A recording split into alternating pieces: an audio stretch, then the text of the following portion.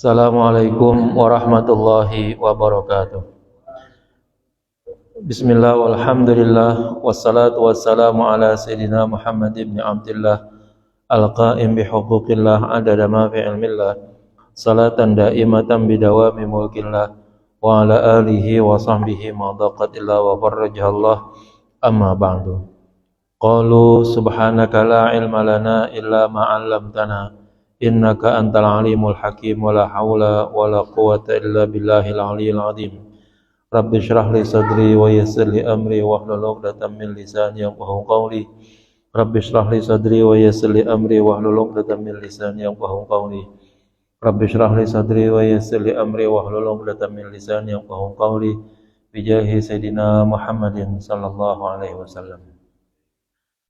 La hadratin Nabil Mustafa Rasulullah sallallahu alaihi wasallam wal hadrati ashabil kiram wal hadrati a'immatul mujtahidin wal hadrati jami' aulaillahi ta'ala min masyarikil adilla magharibiha wal hadrati ghadiyatuz zaman wa awanihi wa sairi aulaillahi ta'ala radhiyallahu ta'ala anhum thumma ila hadrati abaina wa ummahatina wa ajdadina wa jaddatina wa amamina wa ammatina wa akhwalina wa khalatina wa ikhwanina wa akhawatina wa qarabatina wa jiranina man habba wa sana ilayna wa lidabil huquqi alayna wa nakhussu khasatan la hadrati Syekh Abdul Mu'ti Muhammad Nawawi bin Umar al-Jawi al-Bandani wa la hadrati Syekh al-Imam al-Habib al-Sayyid Abdullah bin al-Husain bin Zahir bin Muhammad bin Hashim Ba'alawi syai'ulillahi lana wa lahumul Fatihah.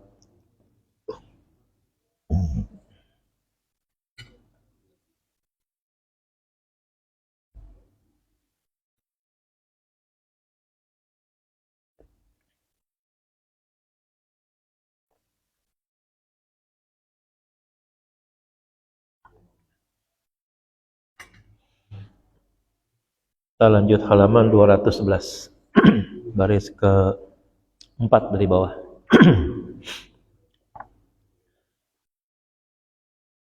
Bismillahirrahmanirrahim. Qala al-muallif rahimahullahu taala wa nafa'ana bihi wa bi'ulumihi fid dharain amin.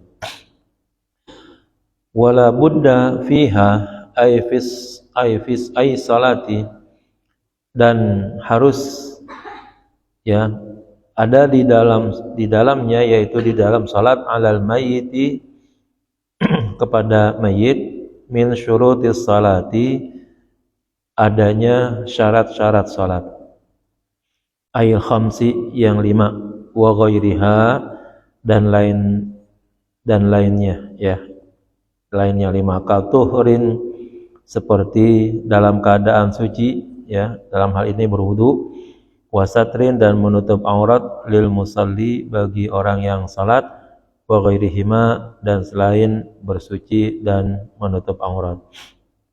Nah, jadi salat jenazah dinamakan salat walaupun tidak seutuhnya sebagaimana salat yang kita kerjakan ya, rukunnya hanya ada pada berdiri saja begitu.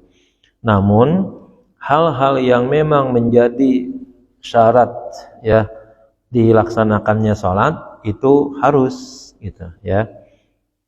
Suci ya, suci badannya, suci tempatnya, suci pakaiannya ya, suci badannya juga tidak boleh dalam keadaan hadas, baik hadas kecil maupun hadas besar. Menutup aurat ya sebagaimana yang udah dibahas, menutup aurat bagi laki-laki ya minimal antara pusar dan lutut tertutup gitu ya.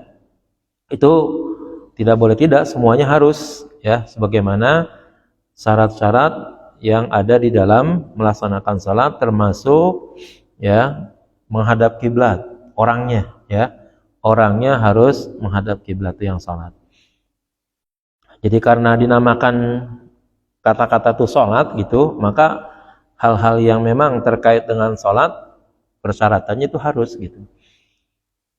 Lebih-lebih lagi sholat ini boleh dikatakan luar biasanya begini, fardunya fardu kifayah ya, dikerjain oleh seseorang sebenarnya gugur, tapi ada sebagian ulama yang menyatakan kalau dikerjain oleh perempuan nggak bisa gitu ya, harus yang ngerjain seorang laki-laki paling sedikitnya tuh, ya. Jadi harus yang laki-laki yang ngerjain gitu. Nah ini kan kadang-kadang ada persyaratan-persyaratannya kayak gitu tuh yang agak rumit jadinya ya. Ya ada katanya di satu kampung di mana memang orang-orang kampungnya itu yang laki-lakinya selalu merantau gitu, ada keharusan begitu ya. Sehingga yang tinggal di kampung itu selalu banyaknya adalah perempuan begitu. Nah, ini kan kadang-kadang jadi permasalahan tuh kalau begitu ya. Jadi anak kecil ya, orang perempuan itu di sebagian kitab tuh dinyatakan tidak bisa menyelesaikan fardu kifayah salat jenazah gitu ya. Wa tarkul mubtilat, dan juga dan juga harus meninggalkan hal-hal yang membatalkan. Li'annaha salatun syar'iyyatun, karena salat jenazah adalah salat yang syar'i, yang memang aturannya berdasarkan syariat. Jadi seperti kita misalnya dalam salat ya, batal dalam hal keluar angin ya, keluar sesuatu dari dua kemaluan kita ya, baik yang ada maupun yang ghairu mu'tada begitu ya. Itu kalau keluar di saat melaksanakan salat jenazah batal gitu ya. Termasuk lagi misalnya bergerak ya lebih daripada 3 kali gerakan begitu, nah itu juga termasuk yang membatalkan. Berbicara selain daripada yang memang menjadi keharusan di dalam salat tersebut, itu juga termasuk yang membatalkan juga gitu. Karena memang sudah dinyatakan sebagai salat, maka hal-hal yang memang menjadi keharusan salat ya harus dipenuhi begitu. Wa qallu dafni, adapun paling sedikitnya kuburan al-qabri hufratun taktumu ya ba'darat miha raihatahu.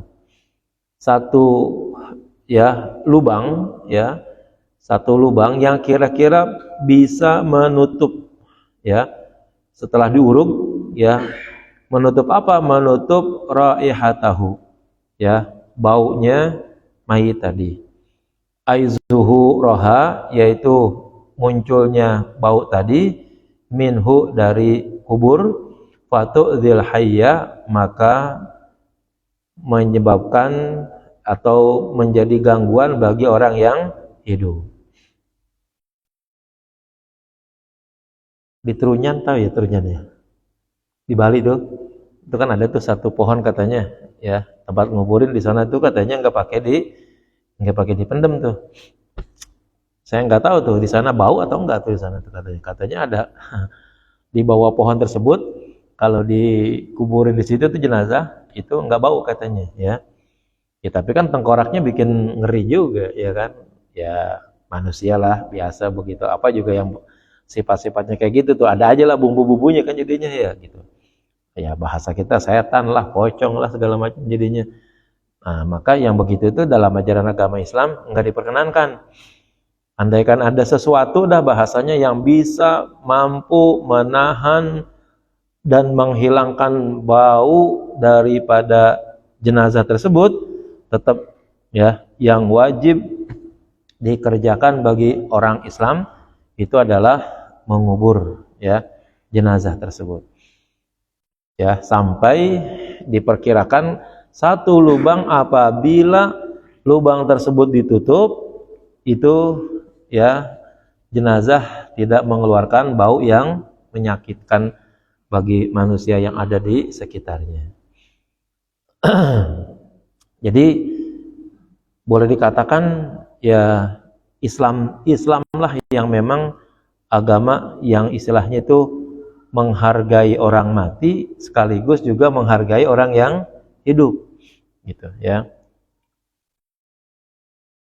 Manusia ya mungkin kita yang tidak merasakan kali kalau seandainya ada proses penguburan jenazah misalnya melalui proses pembakaran begitu ya, kita mungkin yang tidak dibakar itu nggak ngerasain, Tapi jenazah yang dibakar, ya jangan-jangan dia ngerasain kalau itu, walaupun badannya sudah tidak ada ruhnya begitu. Kan ada ya dalam agama tertentu yang harus dibakar. Di India dah misalnya begitu ya kan. Nah, itu ada itu.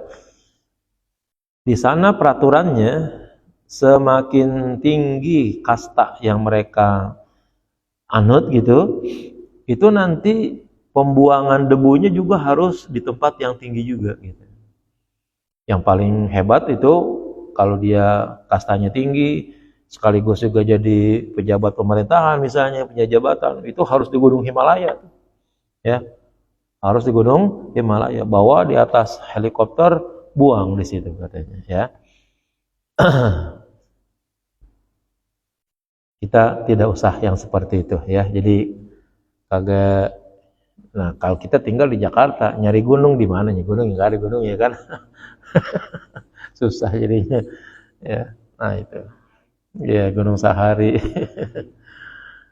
Nah, ya.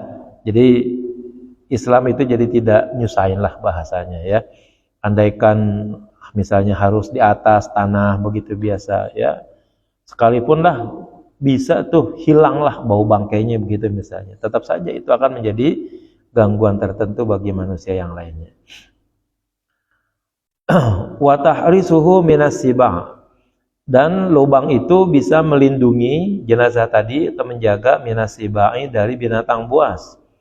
Aimin nabshiha, yaitu dari galian ya binatang buas tadi laha terhadap jenazah tadi, fataqulul mayita, sehingga binatang buas tadi memakan mayit tadi, fatantahiku hormatahu, sehingga ya rusak kehormatan jenazah tadi.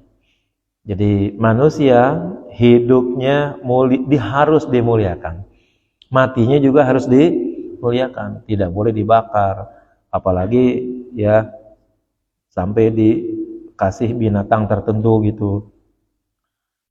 Mungkin pernah kali teman-teman dapat WA gitu ya, itu di wilayah tertentu, saya nggak tahu di Cina atau di mana tuh. Itu kalau orang mati dagingnya dikeset tuh. Ya, lalu setelah itu ditaruh di tempat di mana di situ memang banyak banyak burung pemakan bangkai jadinya. Ya, jadi pas mati di situ ya kalau nggak salah sih di Tibet kali kalau nggak salah begitu ya. Itu dikeset tuh, ada tukang khususnya gitu, tukang keset jenazahnya gitu ya. Habis dikeset itu kan jadi baunya tuh tersebar tuh sehingga burung-burung pemakan bangkai pada datang.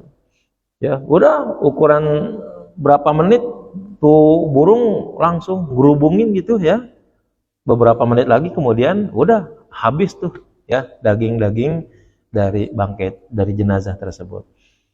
Ini yang kayak begini oleh agama dianggap menghilangkan dan merusak kehormatan nilai-nilai kemanusiaannya. Ya. Karena Allah udah bilang walaqad karramna bani adama wa hamalnahum fil barri wal bahri. Bentuk dari penghormatan Allah kepada manusia gitu. Ya, hidup harus mengikuti aturan Allah supaya tetap terjaga kemuliaannya. Ya. Salah satunya harus dari sisi tauhid, menyembah kepada Allah. Karena hanya Allah yang lebih tinggi daripada manusia dibandingkan apapun pokoknya. Ya, di atas manusia nggak ada lagi yang lebih tinggi nilainya. Kalau gede secara volume banyak, ya. Manusia lebih tinggi, lebih kecil daripada bumi. Tetapi di hadapan Allah, bumi lebih rendah nilai kemuliaannya. Ya, maka manusia hanya boleh sujud kepada Allah saja, karena memang hanya Allah saja yang lebih tinggi buat derajat kemanusiaan. Nggak ada lebih daripada itu, hanya Allah saja sebagai Tuhan yang lebih tinggi nilainya untuk manusia. Benda apapun pokoknya di luar manusia udah ya nggak ada nilainya, termasuk malaikat, jin itu harus ada di bawah manusia. Itu di situ bentuk kemuliaannya. Dari segi kehidupannya sehari-hari harus berpakaian yang rapi, yang menutup aurat paling enggak. Makanannya harus yang halal. Sampai mati bentuk kemuliaannya itu diantaranya dimandiin, dikafanin, dikuburin, disolatin dan seterusnya. Itu adalah bagian daripada ya bahasanya tuh ikram atau takrimnya Allah kepada manusia itu sampai di situ. Jadi nggak boleh kalau manusia mati dibakar, karena itu menghilangkan manusianya, menghilangkan harkat kemuliaan manusia. Nggak boleh manusia ya mati dikasih binatang buas, nggak boleh manusia mati diletakkan di tempat terbuka begitu misalnya, karena itu termasuk menghilangkan kehormatan manusia itu sendiri.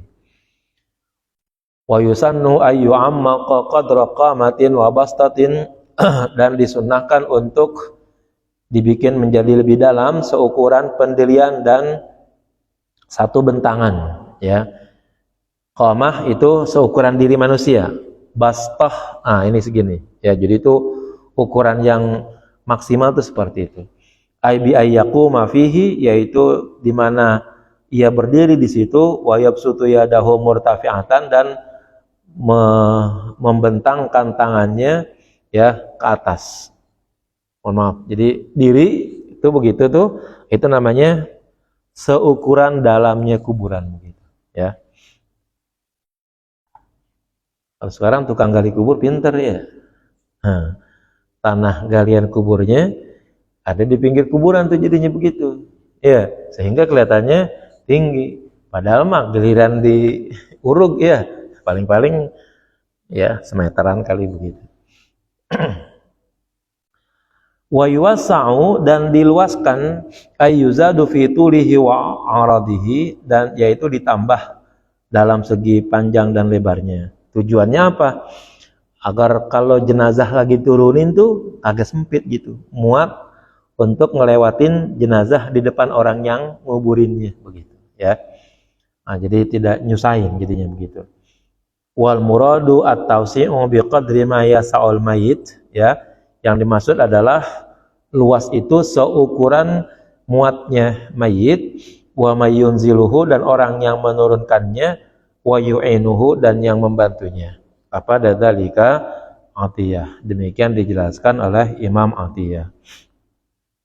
Ya, kalau kita nanggapin jenazah nih, ya kan berarti badan kita ditambah jenazah tuh, itu ukurannya kira-kira berapa senti kali begitu tuh. Nah, itu kira-kira yang ukuran begitu. Jangan sampai pas jenazah diturunin ya kaget banget ya, mepet gitu bahasa kita ya, mepet badan kita, kan jadi susah turunnya begitu. Nah, padahal ada perintah dari ajaran agama agar penguburan mayat itu dipercepat. Jangan-jangan gara-gara nurunin jenazah, gara-gara lubangnya sempit, malah jadi ribet lagi akhirnya gitu ya.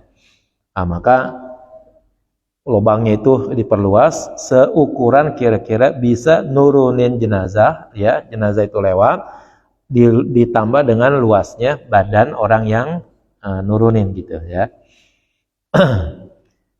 Lalu wajibu taujihuhu ail maiti ila qiblati, dan wajib nih ya, menghadapkan mayit ila qiblati, ke arah kiblat.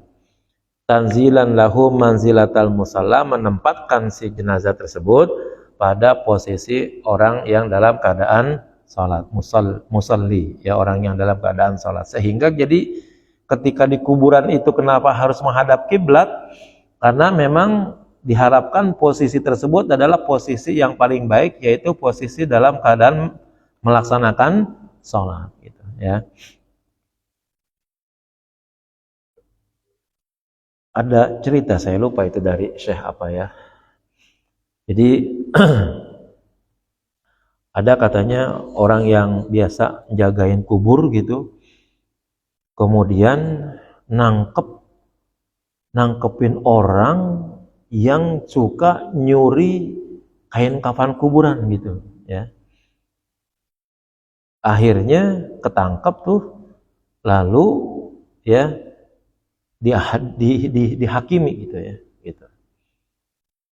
Sambil dihakimi segala macamnya. Nah, itu ada Syekh, ada Kiai Dayananya. Pengalaman apa yang ente dapetin selama nyuri jenazah gitu ya, nyuri kafan jenazah? Ya.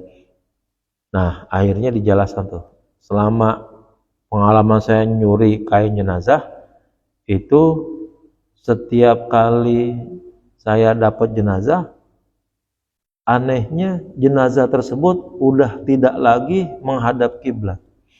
Bahkan banyak di antara mereka membelakangin kiblat katanya.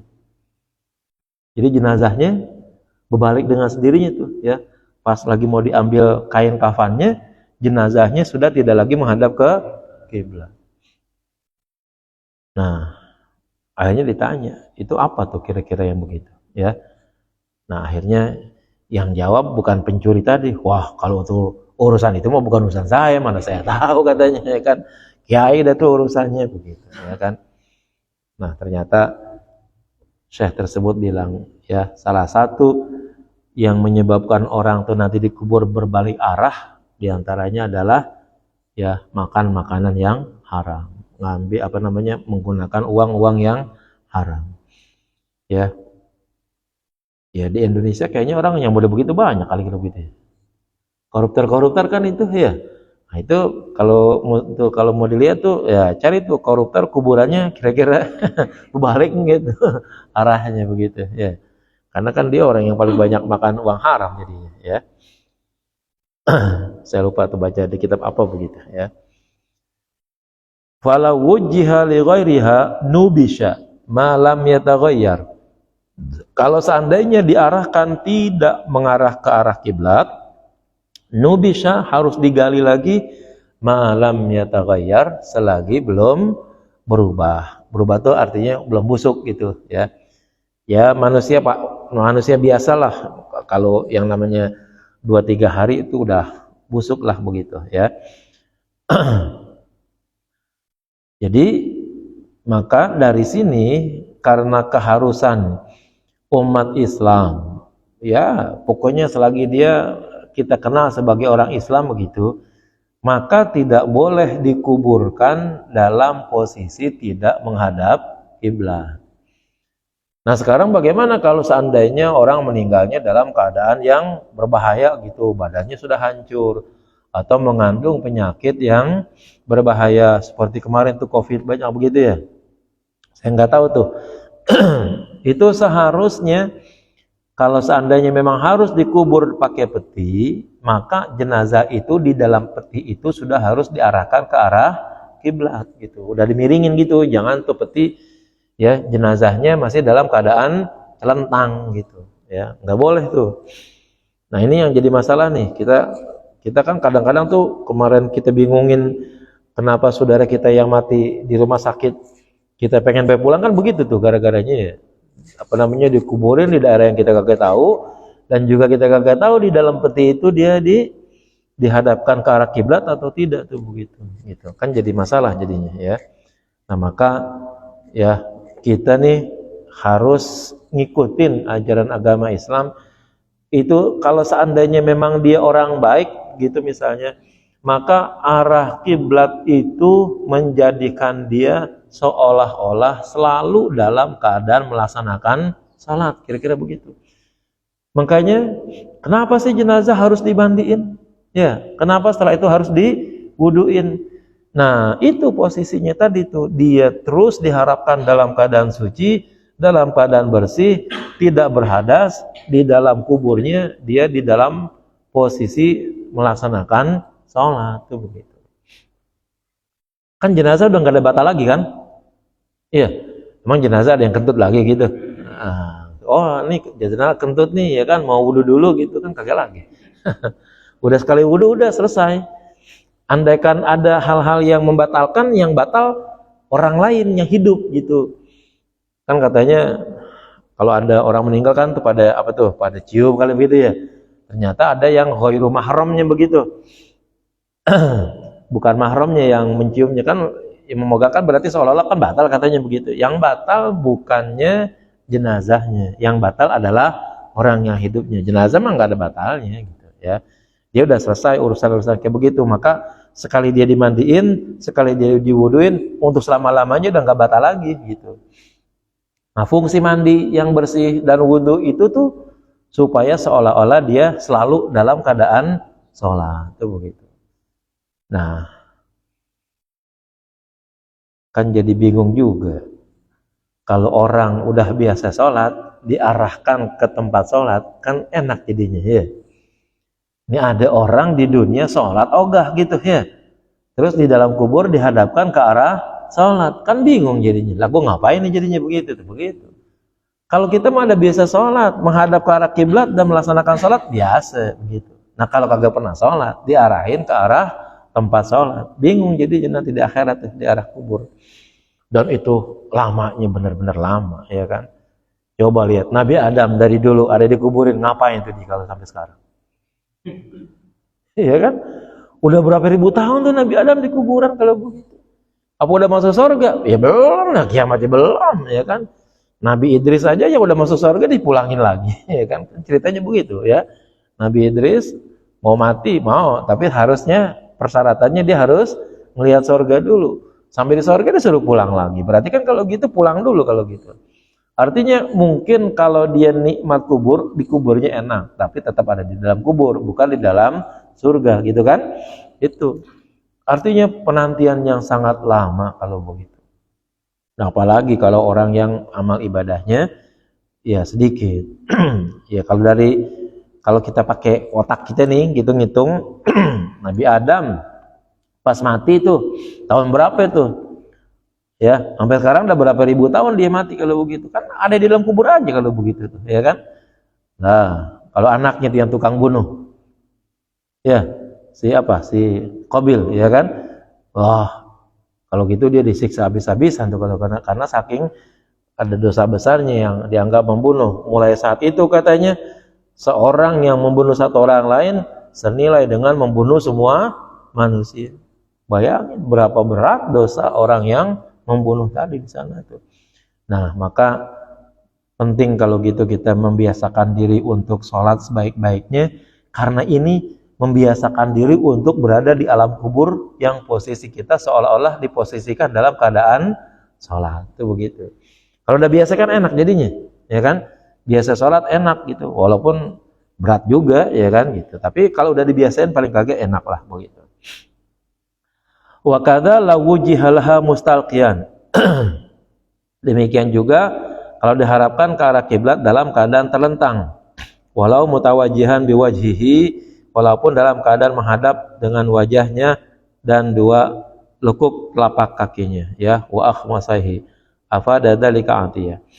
Agak sulit sini ya membayangkan bagaimana orang badannya telentang tapi kaki dan mukanya kiblat gitu. Emang bisa dipertakin begitu ya kan? Patah kalau begitu ya. Tapi namanya berandai-andai ya. Namanya disebut dengan fiqih iftiradi namanya. Ingin membuat hukum tapi sulit untuk mencari faktanya, maka dibikin perumpamaan dulu begitu. Kalau seandainya terjadi sedemikian, ada orang badannya sih celentang nih, namun pala dan kakinya udah ngadep kiblat gitu. Boleh nggak begitu? Nggak boleh. Tetap harus diarahin ke kiblat juga gitu. Walaupun mukanya udah ngadep kiblat. Ya, harus. Lebih-lebih lagi kalau kita membahas secara fikih, yang namanya menghadap kiblat, posisi yang paling utama bukannya muka. Ya. Posisi utama adalah dada gitu. Ini muka mau kelengak-kelengok kemana juga nggak jadi masalah, ya. Nggak membatalkan itu. Ya, tapi kalau dada sudah berubah arah, berarti sudah berubah dari arah kiblat. Maka kalau dada udah tidak lagi menghadap kiblat, walaupun sebentar, maka salat menjadi batal kalau gitu, ya. Wa nudiba ayusnada wajhahu ila jidaril qabri. Dan sunnah agar disandarkan wajahnya. Harokatnya diperbaiki kali ini, ayus nada wajhuhu gitu ya, agar disandarkan mukanya ila jidaril qabri, ke dinding kubur, ke tanah kuburan gitu maksudnya, wa zahruhu ya, dan juga punggungnya bila binatin, dengan, kalau di sini sih artinya sebenarnya bata gitu ya, tapi kita bisa bikin tanah yang kita kapal-kapal tuh ya, wa nahwiha dan lain sebagainya, hatta layan kabba, sehingga tidak balik celentang gitu, aw yastalqiya atau terlentang ya, enggak nggak tengurap, nggak juga telentang jadinya gitu. Artinya kalau gitu nih jenazah pas ditaruh di liang lahatnya tuh ganjel kayak biasa gitu tuh ya kan, ganjel mulai dari lehernya terus ke tangannya sampai ke kakinya tuh ganjel supaya betul-betul posisinya miring ya, tidak tengurap, tidak balik jatuh celentang. Kan dinding ari itu kan kalau seandainya itu kan masih ada lowongan, kalau kita ya masih memungkinkan jenazah itu balik gitu jadinya gitu. Nah ini diminta supaya jenazah itu wajahnya nempel ke dinding kubur ya, kemudian diganjel supaya tidak tengurap atau tidak celentang. Wa yurfa' ra'suhu bila binatin wa nahwiha, dan diangkat ya, ditinggikan kepalanya dengan gumpalan tanah dan semacamnya. Wa yufda bi khaddihi, dan disingkapkan bagian pipinya al-aimani yang sebelah kanan, maksyufan ilaiha, terbuka mengarah ke bata tadi atau tanah tadi, ilaiha au ila turabi, atau menghadap ke tanah kuburannya. Jadi orang yang mati ya kalau udah di dalam kubur tuh kan pocongannya dibuka tuh ya. Nah, pipinya dibuka dan palanya mukanya ditempelin tuh ke arah dinding kubur. Lambang apa tuh? Lambang sujud ya. Lambang dalam keadaan sujud, biar muka nih memang betul-betul ya kayak kita sujud gitu, nempel jadinya muka kita tuh di tanah gitu ya. Wa yuhallu, dan dilepas rabtu akfanihi, ikatan kafan-kafannya, ba'da wad'ihi fi qabrihi, setelah meletakkan jenazah tadi di kuburannya. Li'annahu yukrahu, karena dimakruhkan, ayyakuna ma'hu fi syai'um ma'qudun, ada bersama mayit sesuatu yang terikat. Kama nabbaha ala dzalika Ibnu Hajar, sebagaimana yang dijelaskan oleh Ibnu Hajar ya. Kita ada yang tahu sih, udah pasti dah tuh ya. Semua ikat-ikatan kan pocongannya diikat, segala macamnya diikat. Kaki ya diikat, itu semuanya dibuka tuh begitu. Makanya kalau kita bikin cerita pocong tuh mustahil tuh begitu tuh ya kan ya. Di dalam kuburan ya tali-talinya diikat. Pas dia muncul ke bumi nakut-nakutin orang, badannya kain kafannya masih keikat. Tuh yang ikat siapa kalau begitu? Iya, udah kagak normal dah ya. Udah kagak masuk akal gitu. Ya, yang kita bingung kalau itu sih oke lah, masih bisa kali dah diikat sendiri. Orang siapapun yang udah masuk ke alam kubur sedang berhadapan dengan malaikat. Ini biar kita hilang takut ya pocong gitu ya kan. Orang mati semuanya sedang berhadapan dengan malaikat munkar dan nakir. Ya. Itu malaikat kalau ya berhadapan dengan orang yang mukmin bagus. Kalau berhadapan dengan orang yang amalnya udah berantakan gitu, hancur dah. Ya kan? Nah, kemudian akhirnya diduga bahwa orang yang mati jadi pocong gitu misalnya. Emang dia bisa ngelolosin diri dari pertanyaan malaikat. Ya, malaikat isi dulu ya. Nggodain pulang tuh sebentar gitu. Enak banget ya kan. Nah, jadi yang kayak gitu-gitu tuh hal yang mustahil gitu. Jadi kalau gitu, kalau ada hal-hal yang begitu udah pasti bikinan ya paling tuh bikinan setan dah begitu. Jadi untuk nakut-nakutin orang dan lain sebagainya. Mestinya demikian itu tidak menjadi bahan hal-hal yang menakutkan bagi kita. Kalau kita yakin ya bahwa orang yang meninggal dunia urusannya sudah selesai dan dia masih punya urusan besar dengan malaikat. Ya. Ditanya malaikat marrabuka, satu dikagak bisa jawab, gebugannya berapa kali itu. Ya. Orang lagi digebugin terus lari kabur gitu misalnya begitu, terus nggodain orang gitu. Ya kan. Memang malaikat geblok banget apa? Pocong kabur kemudian kagak ditangkap gitu misalnya. Ya kan pinteran juga malaikat buat iya. Nah, jadi ini nih yang bikin kita enggak mau lewat kuburan mana kayak pokoknya itu yang namanya pocong bohong kalau begitu ya kan. Nah, pocong orang Indonesia paling jelek lagi ya kan? Ya, pocongnya Amerika pakai dasi, ya kan? Pakai jas gitu. Pocongnya orang Cina pakai peci, pakai baju koko, ya kan? Iya kan? Coba aja lihat film vampir, ya kan? Lah paling jelek pocong Indonesia, ya kan? Dari dulu pakaiannya tentu aja begitu tuh ganti-ganti. Iya, memalukan sekali tuh kalau seandainya betul-betul setan-setan Indonesia sama setan-setan dunia kumpul begitu, paling jelek setan Indonesia dah, ya kan gitu. Jadi yang begitu-begitu tuh jangan dijadiin bahan, wah takut ntar ada apa ya. Manusia yang udah dikubur itu udah susah ya kemana-mana ya, karena dia sedang berhadapan dengan malaikat munkar dan nakir. Wa kuriha farsyun au mikhaddah, dan dimakruhkan diganjel dengan alas tidur ya, kasur atau bantal au sundukun atau kotak lam yuhtaj ilaihi, yang memang tidak dibutuhkan kepada hal-hal tersebut ya. Oh nih orang pejabat nih ya, palanya ganjel sama bantal yang bukan dikit begitu ya, kagak ada urusan. Kalau udah sampai ke kuburan, biar jabatannya apa juga lolos, sudah selesai urusannya sampai situ ya. Wala tanfudu wasiyatuhu bi syai'in min hadhihi thalathati ya, dan tidak boleh diluluskan, dijalankan apabila hal-hal yang sedemikian tadi itu dia berwasiat. Nanti kalau gua mati, pala gua ganjel sama bantal gitu ya kan.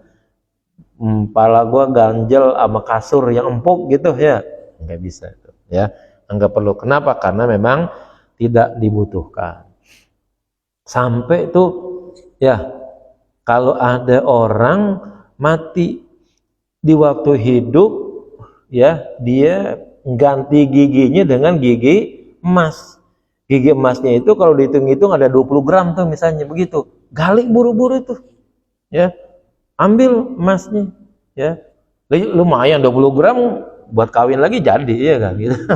20 gram gede ya kan. Nah kalau giginya banyak diganti gitu ya kan, ambil. Saking apanya? Saking ya memendam dan membuang ya harta seperti itu, hukumnya tidak boleh. Ini nanti kalau kita belajar di tempat yang lain nih, kain kafan aja itu sebenarnya tidak boleh menggunakan kain kafan dari kain yang baru dibeli ya, harus kain-kain yang memang biasa sehari-hari dipakai gitu jadinya, yang sudah ya bahasanya dah lusuh lah begitu jadinya. Nggak boleh tuh, makruh katanya kalau kain kafannya kain kafan yang baru. Cuman kan orang ada emang yang tiap hari pakai kain putih buat nyiapin nih, ntar buat kain kapan gue nih gue pakai sembahyang, nggak ada kan begitu ya kan gitu ya. Nah itu jadi masalah juga akhirnya, karena kita nggak pernah berbudaya seperti itu gitu ya. Mau nggak mau dah akhirnya beli kafan yang baru. Tapi kalau kita pelajari lebih mendalam lagi ya, sehingga saya ada di Fathul Mu'in atau Fathul Wahab tuh ya, itu nggak boleh pakai kain kafan yang baru dibeli itu, mesti pakai kain-kain yang sudah lusuh lah bahasanya mungkin ya. Baik, wallahu a'lam bishawab. Al-Fatihah.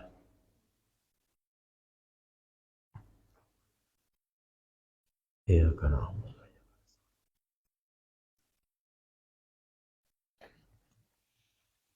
Bismillahirrahmanirrahim. Alhamdulillahirabbil alamin. Allahumma shalli ala sayidina Muhammad wa ala ali sayidina Muhammad. Allahumma rizukna fahman nabiyyin hamzal mursalin wa sur'antal hama malakatul muqarrabin. Allahumma anfa'na bima 'allamtana wa 'allimna ma yanfa'una wa 'allimna ma jahilna. Allahumma ja'alna wa awladana banatina wa dhurriyyatina min ahli ilmi wal khair, wa la taj'alna wa iyyahum min ahli syarri wad dhair. Rabbana qulubana qulubahum bil 'arifin wa ahlina wa iyyahum siratal mustaqim. Siratal ladzina an'amta 'alaihim ghairil maghdubi 'alaihim waladdallin. Rabbana atina fid dunya hasanah wa fil akhirati hasanah wa qina adzabannar. Sallallahu ala sayyidina Muhammad wa ala sayyidina Muhammad walhamdulillahi rabbil alamin. Mohon maaf. Assalamualaikum warahmatullahi wabarakatuh.